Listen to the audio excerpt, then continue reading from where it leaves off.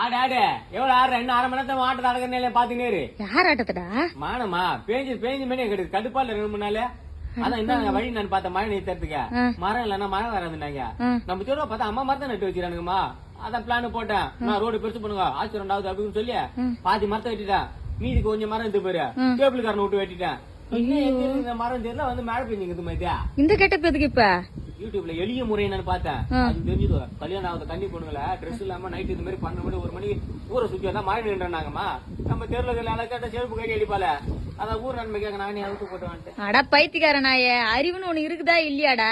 Technology development, அறிவு வளருது, நாகரிகம் வளருதுன்னு கண்டதையும் கண்டுபிடிச்சி கீழே பூமியில இருந்து மேல வானத்து வரைக்கும் எல்லாத்தையும் மாசுபடுத்தி நாசமாக்கி வச்சுக்கிறீங்க.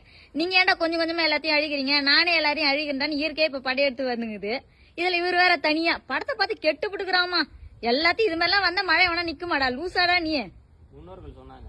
அவங்க வேற எதுவும் சொன்னாங்க.